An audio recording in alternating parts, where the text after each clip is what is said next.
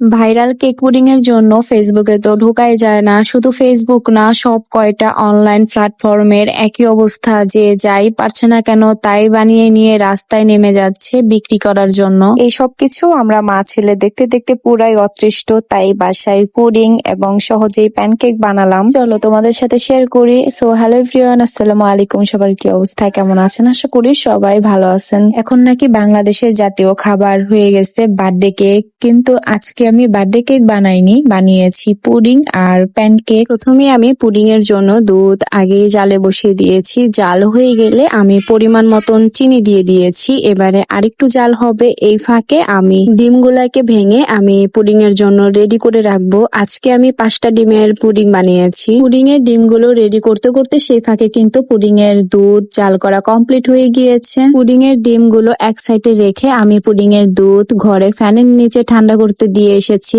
তারপর পুডিং এর জন্য ক্যারামেল তৈরি করব। আমি যে স্টিলের পাত্রে পুডিং সেট করি, সেই স্টিলের পাত্রেই আমি ক্যারামেল জাল করে নিই। এক্সট্রা করে কোনো কড়াইতে জাল করি না। ক্যারামেল বানানোর জন্য প্রয়োজন মতো চিনি এবং সামান্য পরিমাণের বাটার দিয়েছি। এভাবে ক্যারামেল বানালে ক্যারামেল অনেক সুন্দর হয়। ক্যারামেল বাটিতে সুন্দর করে সেট করে রেখে দিয়েছি, যেন দুধ ঠান্ডা হলেই চুলায় পুডিং বসিয়ে দিতে পারি। সেই ফাঁকে আমি প্যানকেক বানাবো, মানে ডোরা কেক, যেটা নাকি আমার বাবাই বলে, আমিও বলি। প্যানকেকের রেসিপি তোমরা আমার ভিডিও দেখে ফলো করতে পারো, কারণ আমি খুব সহজেই প্যানকেক বানিয়ে ফেলি। তো এই তো আমি 2টা ডিমের প্যানকেক বানাবো। প্রথমে আমি 2টা ডিম নিয়েছি আর নিয়েছি হাফ কাপ চিনি। এবারে ডিম এবং চিনি একসাথে করে আমি একটা ইলেকট্রনিক হ্যান্ড বিটারের সাহায্যে বিট করে নিব। যখন আমি হ্যান্ড বিটার চালু করি, ওই সময় আমার বাবাই আমার সাথে ধরে রাখে, এটা ও সব সময় করবে। ডিম এবং চিনি বিট করা হয়ে গেলে আমি এখানে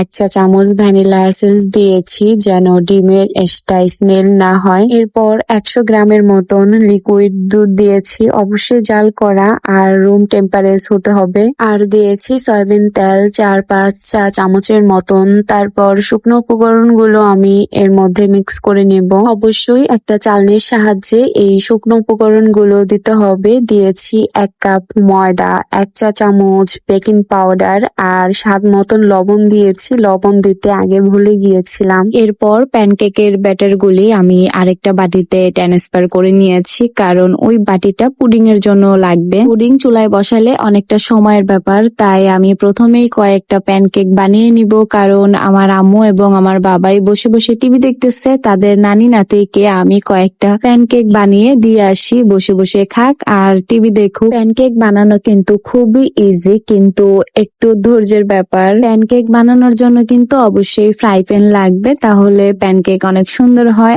আর এইটা খেয়াল রাখতে হবে, চুলার আঁচ যেন লো হিটে থাকে। ফ্রাই প্যান চুলাতে বসিয়ে প্রথমে প্রি হিট করে নিয়েছি, তারপর তেল ব্রাশ করতে হবে। আমি ওই পর্যায়ে টিস্যুর গায়ে তেল লাগিয়ে মুছে নেই, এভাবে অনেক ভালো হয়। তারপর পরিমাণ মতন ব্যাটার দিয়ে ঢাকনা দিয়ে ঢেকে দিয়ে সময় মতো উল্টিয়ে দিলেই কিন্তু প্যানকেক রেডি। আমরা তখন যে কয়টা প্যানকেক খেয়েছি, তখন আমি ওই কয়টাই বানিয়েছি, এর বেশি আর প্যানকেক বানাইনি। বাকি ব্যাটার গুলি আমি নরমাল ফ্রিজে রেখে দিয়েছি, সকালে আবার বানিয়ে ফেলছি, বানিয়ে খেয়েছি। এই তো প্যানকেক বানানো শেষ করে আমি যে বাটিতে ক্যারামেল তৈরি করে রেখেছি, ওই বাটিতে পুডিং এর দুধ ঢেলে পুডিং অলরেডি বানানো শেষ করেছি। এরপর কিছুটা পুডিং এর দুধ বেঁচে গিয়েছিল, তাই আমি কেকের মোল্ডের মধ্যেই আরো কিছুটা ক্যারামেল তৈরি করে ওই দুধটুকু ঢেলে আমি আবার আরেকটা পুডিং বানিয়েছি। মোটমাট আমার 2টা পুডিং হয়েছে। 1.5 লিটার দুধ জাল করে 1 লিটার করেছি, আর 5টা ডিম তো আছেই। আবার আমার পুডিং মজা হবে না, মজা হতেই হবে। আমার এই পুডিং হতে সময় লেগেছে 45 মিনিট, আর আমি বানিয়েছি গ্যাসের চুলায়। তাহলে একটা পুডিং 8 পিস করে যদি 100 টাকা বিক্রি করে, তাহলে খারাপ কি? আমিও ভাবছি আমি যা যা রান্না করতে পারি তাই তাই বানিয়ে নিয়ে সোজা আগারগাঁওতে চলে যাব বিক্রি করার জন্য। কি বলেন আপনারা? আপনারা যদি বলেন তাহলে আমি যেতে রাজি আছি। যাই হোক, আমার বানানো পুডিং এবং প্যানকেক খেতে অনেক মজা হয়েছিল। আজকের মতন পুডিং খেতে খেতে বিদায় নিচ্ছি, আবারও নতুন কোনো ব্লগে দেখা হবে। সে পর্যন্ত সবাই ভালো থাকবেন, সুস্থ থাকবেন আর আমাদের জন্য দোয়া করবেন। আল্লাহ হাফেজ। So thanks for watching my video.